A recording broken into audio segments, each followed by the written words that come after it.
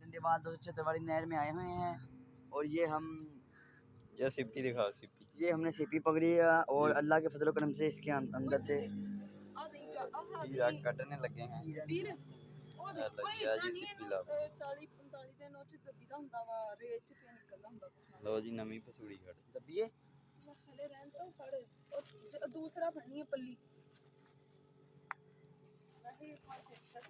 ਚਾਚੂ ਉੱਥੇ ਡੁੱਬੀ ਜਾਂਦੇ ਆ ਅੱਗੇ ਅੱਗੇ ਹੋਰ ਤੇ ਡੁੱਬ ਜਾਣਾ ਉਹ ਦੇ ਅੱਲਾ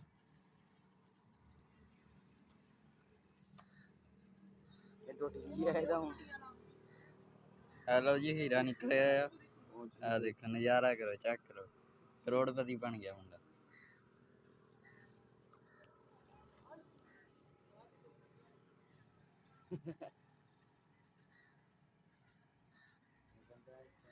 आ जाओ पानी डूंगा हो जाता।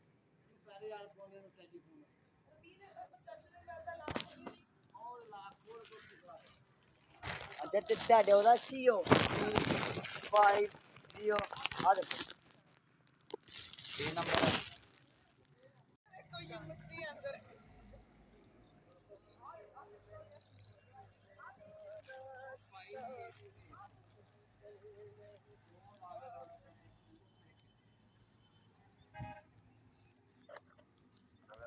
हेलो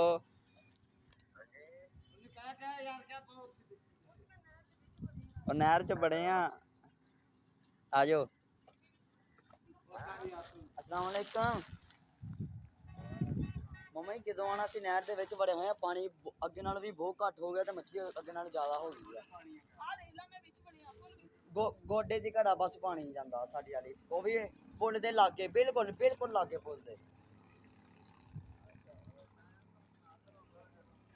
ਯਾਰ ਦੇ ਲਓ ਤੁਸੀਂ ਐਂ ਉਹਨਾਂ 11 ਵਜੇ ਆਏ ਨਾ ਤਾਂ ਸਰ है जी मच्छी तरी जानी।